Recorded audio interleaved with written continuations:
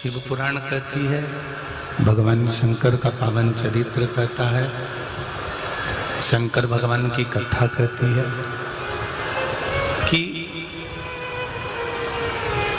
मकान को अगर साफ ना किया जाए, मकान को अगर क्लीन ना किया जाए तो उस मकान में धूल चढ़ जाती है और फिर धूल चढ़ गई तो उस कमरे में कोई जाना पसंद नहीं करता। उसी तरह मकान को साफ करना, उसका तरीका आप लोगों को मालूम है कि छत पर अगर जाले लग जाते हैं, छत पर अगर जाले लग गए, धूल जम गई तो उसको साफ करने के लिए, उसको हटाने के लिए, उसको क्लीन करने के लिए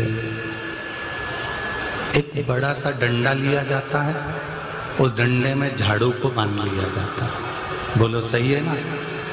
और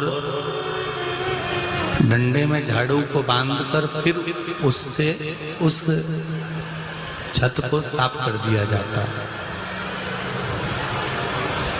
जहां जाले लगे होते हैं उस जालों को हटा दिया जाता है।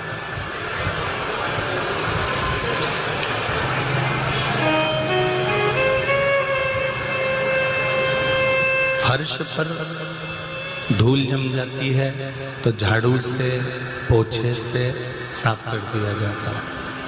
आजकल तो पोछा भी नई नई डिजाइन का आ गया, ऐसा डब्बा जैसा आता है, उसमें यूं डाल दो, वो घूम जाता है। बोलो, बहुत नई नई डिजाइन के पोछे आ रहे हो।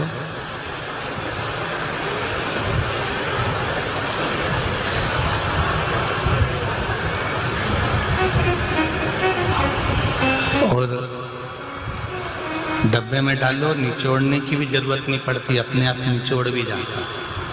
बट डब्बा में डालते से ही निचोड़ भी गया, गीला भी हो गया और फिर भी गया। ठीक है? तो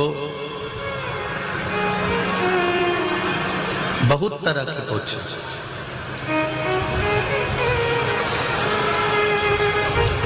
शिव पुराण एक बात कहती है, डंडे में झाड़ू को बांधकर ऊपर का जाला निकाला जाता है, उसी तरह ज्ञान के डंडे में भक्ति की झाड़ू को बांधकर अंदर जितना मेल भरा होता जम गई तो पोछा लगाना जरूरी है। इस मन में, इस आत्मा में, इस चित्त में, इस वृत्ति में जब बहुत धूल जम जाती है, काम की, लोभ की, वासना की, आसक्ति की, तृष्णा की, तो सफाई करना जरूरी हो जाता है, साफ करना ही पड़ता है।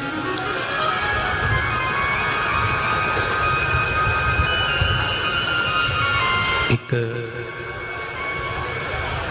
कीर्तन की लाइन आप लोग हमेशा गाया करते हैं, बड़ी सुंदर, कि थोड़ा सा फिनाइल वगैरह डालकर फिर साफ करा जाता है। पुरानी पुरानी माताएं तो 2 बूंद घासलेट का तेल डाल देती थी और साफ।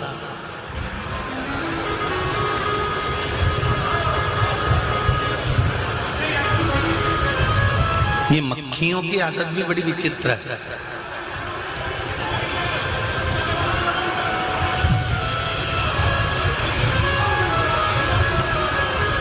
यदि शरीर पर कहीं घाव हो गया,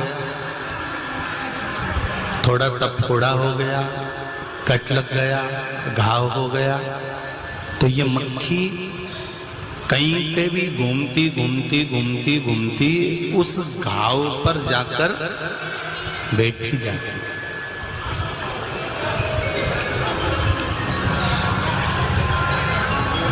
इसलिए डॉक्टर बड़े चतुर होते हैं। डॉक्टर घाव हुआ और उन्होंने पट्टी बांध दी। पट्टी उन्होंने इसलिए नहीं बांधी है कि ये थोड़ा सा अच्छा हो जाएगा। पट्टी अगर वो घाव में मलम लगाकर खुला छोड़ दिया जाए तो घाव सूख जल्दी जाता है, पट्टी से जल्दी खुले में सूखता है। पर पट्टी इसलिए बांधी जाती है, पट्टी इसलिए लगाई जाती है कि उस पट्टी के बांधने से मक्खी नहीं बैठेगी। अगर मक्खी बैठ गई ना तो वो घाव बेकार कर देगा। इसलिए डॉक्टर कटे हुए स्थान पर, घाव वाले स्थान पर पट्टी बांध देते हैं कि इस घाव को ढककर रखना तो मक्खी नहीं बैठेगी।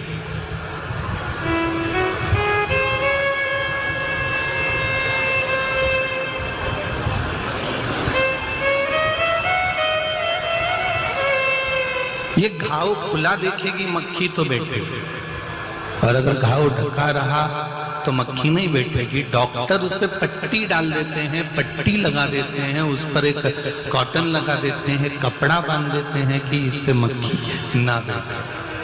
अब डॉक्टरों से हमको सीखना चाहिए कि जरा सा अंग खुला रह गया तो मक्खी इसको बैठने लगती है, मक्खी इस पर झूमने लगती है।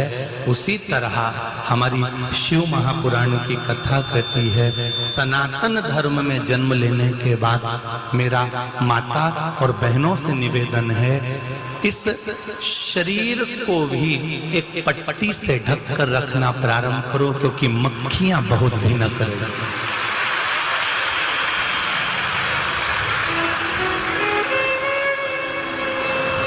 इंदौर में भी बहुत मक्खी है।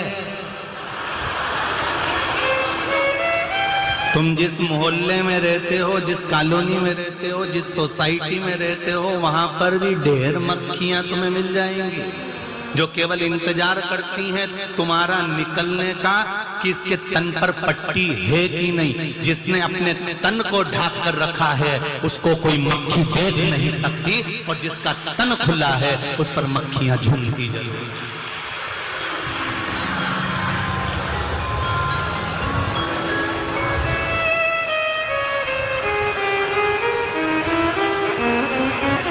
इतनी समझदारी तो सब में होना चाहिए कि भाई डॉक्टर जहां पर घाव हो जाता है वहां पट्टी बांध देता है, डॉक्टर जहां पर घाव हो जाता है वहां पट्टी पूर्ण तरह से बांध देता है।